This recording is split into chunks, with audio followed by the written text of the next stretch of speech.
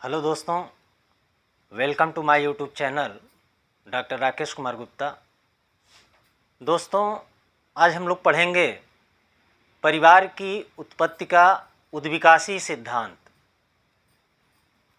इस सिद्धांत के प्रतिपादकों में बैकोफन मुख्य है। लुईस हेनरी मॉर्गन ने इस सिद्धांत की विस्तृत व्याख्या की है और इस सिद्धांत के अन्य समर्थकों में मैक्लेनन, लुबोक, टायलर इत्यादि हैं। बैकोफन ने परिवार की उत्पत्ति को उद्विकासी क्रम के द्वारा स्पष्ट करने का प्रयास किया है।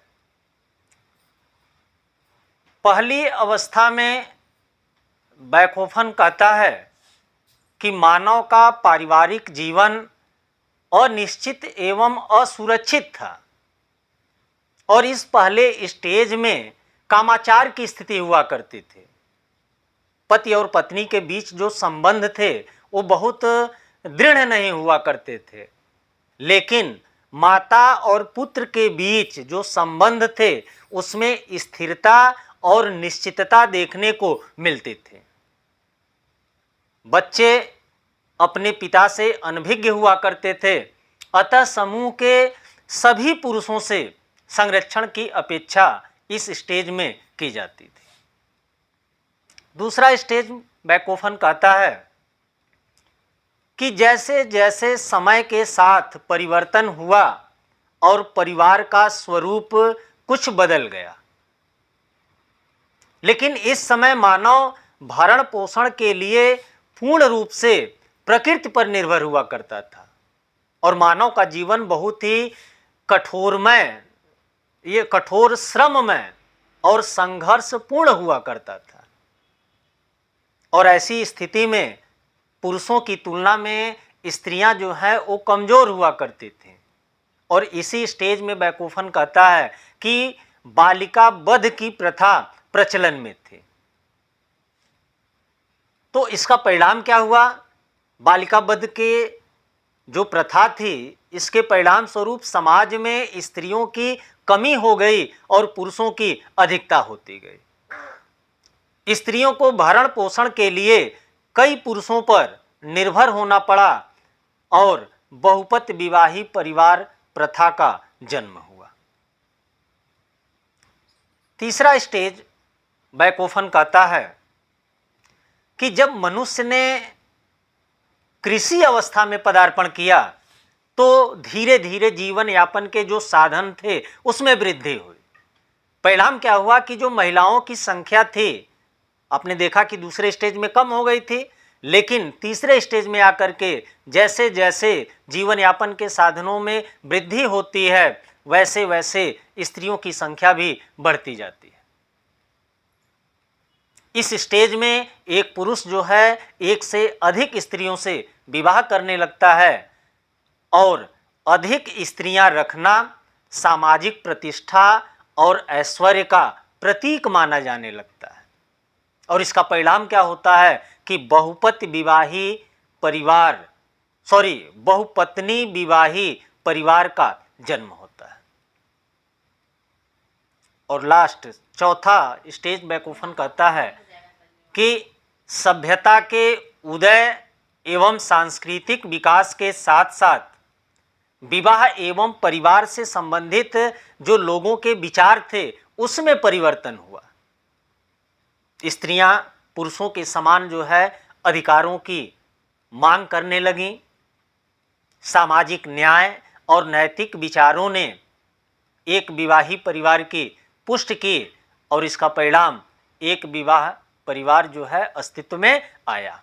और आज आप देख सकते हैं कि जो है एक विवाह परिवार सर्वाधिक रूप से जो है प्रचलन में देखने को मिलता है। इसके बाद लुईस हेनरी मॉर्गन है। लुईस हेनरी मॉर्गन ने परिवार के उद्विकास के 5 स्तर बताते हैं। पहला वो कहते हैं समरक्त विवाह परिवार, यानी इस स्टेज में मॉर्गन कहता है कि यौन संबंध स्थापित करने का कोई नियम नहीं था। यहाँ तक कि भाई बहन में भी सेक्सुअल रिलेशन स्थापित हो जाया करते थे। दूसरा स्टेज समूह विवाह परिवार या पुनालुवन परिवार। पुनालुवन परिवार से मार्गन का तात्पर्य ऐसे परिवार से है जिसमें सामूहिक विवाह का प्रचलन देखने को मिलता है। समूह विवाह परिवार क्या है? इसमें क्या होता है कि एक परिवार के सभी भाइयों का विवाह दूसरे परिवार की सभी बहनों से होता था और इसमें प्रत्येक व्यक्ति सभी स्त्रियों का पति होता था और प्रत्येक स्त्री सभी पुरुषों की पत्नी होती थी। तीसरा स्टेज मार्गन कहता है सिंडेस्मियन परिवार।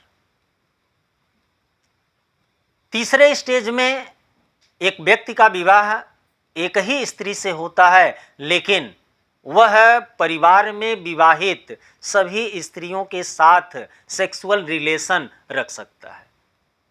ये था सिंडेस्मियन परिवार। और चौथा स्टेज है पितृसत्तात्मक परिवार।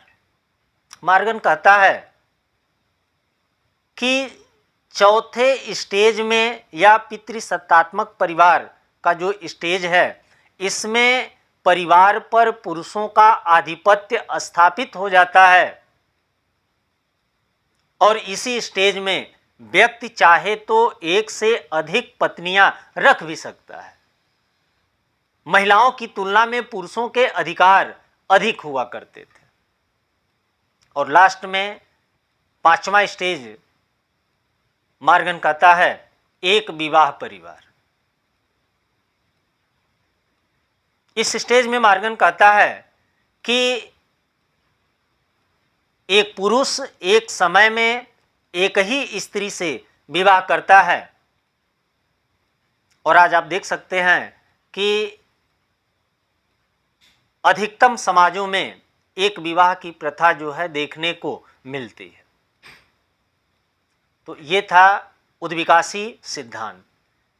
इस सिद्धांत की आलोचना भी हुई है और आलोचना इस आधार पर की जाती है कि यह आवश्यक नहीं है कि परिवार के उद्विकास के जो स्तर इन विद्वानों ने बताए हैं ये सभी परिवारों पर लागू।